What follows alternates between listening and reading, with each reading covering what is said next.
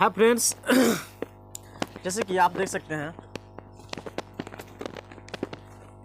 चलिए next question आज हम लोग को जो फिर से स्टार्ट कर रहे हैं कि अशुद्ध रक्त का वहन कौन करता है। तो अशुद्ध रक्त का वहन जो करता है वो शिराएँ होते हैं। अगला क्वेश्चन है, जब रक्तचाप अधिक हो तो उसे क्या कहते हैं। तो उसे हाइपरटेंशन कहते हैं। क्या कहते हैं?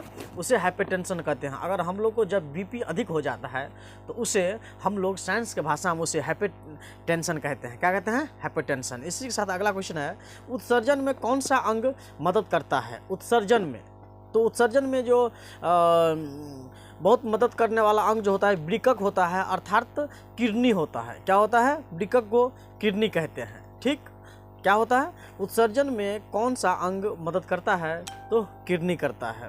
वृक्क के संरचनात्मक एवं क्रियात्मक इकाई को क्या कहते हैं। संरचनात्मक मतलब हर काम को जो रचता है, और क्रिया मतलब हर काम जो करता है, वो उसका मूल इकाई क्या है? तो वो वृक्काणु अर्थात नेफ्रॉन से होता है। ठीक, किसके कारण? मानव के मूत्र का रंग पीला किसके कारण होता है?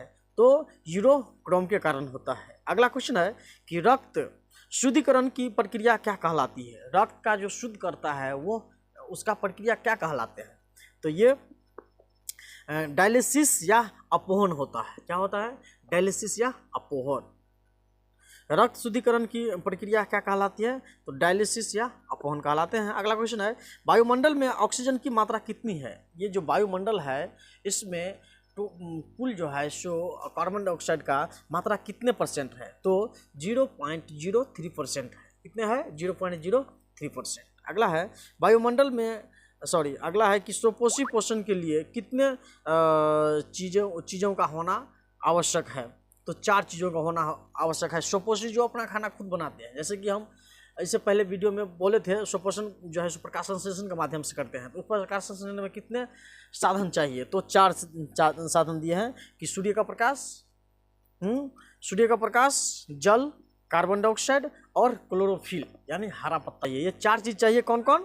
क्लोरोफिल, सूर्य का प्रकाश, जल और कार्बन डाइऑक्साइड, किसी भी सुपोषण का अपनी भरण पोषण करने के लिए। अगला क्वेश्चन है कि पचे हुए भोजन का अवशोषण किसके द्वारा होता है। तो पचे हुए भोजन का अवशोषण जो होता है सो इलियम बिल्ली द्वारा होता है। इलियम बिल्ली यानी पचे हुए भोजन का अवशोषण किसके द्वारा होता है? तो इलियम बिल्ली द्वारा होता है। अगला क्वेश्चन है कि भोजन पोषण कितने प्रकार के होते हैं। तो पोषण 2 प्रकार के होते हैं, स्वपोषी और विषमपोषी।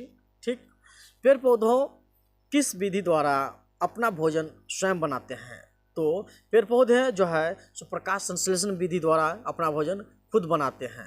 ठीक, अगला है, अम्बीबा किसके द्वारा गति करता है। तो अम्बीबा जो है सो कुटपाद के द्वारा करता है। किसके द्वारा? कुटपाद के द्वारा। ये भी वेरी इंपॉर्टेंट क्वेश्चन है। अगला है, चप्पल के आकार का एक कोशिकीय जीव कौन सा है। तो चप्पल का आकार का जो होता है वो पैरामीशियम है। इसी तरह अगला क्वेश्चन है कि पैरामीशियम किसके द्वारा गति करता है। तो सीलिया द्वारा। किसके द्वारा? सीलिया द्वारा। मनुष्य के शरीर का कौन सी ग्रंथि अंतःस्रावी और बाह्यस्रावी दोनों होते हैं। तो अग्न्याशय होते हैं। क्या चीज़ होते हैं? अग्न्याशय होते हैं। भोजन के पाचन में कौन सा अम्ल काम करता है। तो हाइड्रोक्लोरिक अम्ल काम करता है, यानी HCl करता है। क्या करता है? HCl अर्थात हाइड्रोक्लोरिक अम्ल काम करते हैं इंसान के भोजन पचने में। अगला है कि हमारे लार अर्थात थूक में, हमारे लार में कौन सा एंजाइम पाया जाता है। तो टाइलिन एंजाइम पाए जाते हैं। कौन सा? टाइलिन। ये टाइलिन जो है सो हमारे भोजन में मिलकर जो पाचन क्रिया को जो मतलब काम स्टार्ट करते हैं, ये टाइलिन एंजाइम होते हैं जो हमारे लार में पाए जाते हैं अर्थात थूक में पाए जाते हैं। अगला है, कोशिका का ईंधन किसे कहा जाता है। तो ग्लूकोज को कहा जाता है। जी हाँ, किसको कहा जाता है? ग्लूकोज को।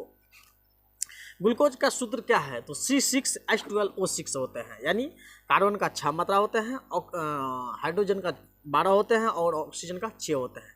तो C6H12O6 होते हैं। ठीक, ग्लूकोज का सूत्र क्या होता है? C6H12O6। अगला है, पौधों में गैसों का आदान प्रदान किस विधि द्वारा होता है। तो पौधों में गैसों का जो आदान प्रदान होता है वो विसरण विधि द्वारा होता है। किसके द्वारा? विसरण एक विधि है जो एक अपनी प्रक्रिया कंप्लीट करते हैं। ये पौधों में जो गैस का जो आदान प्रदान करता है उसका विधि है। तो पौधों में गैसों का आदान प्रदान कौन सी विधि द्वारा होता है? तो विसरण विधि द्वारा होता है। अगला है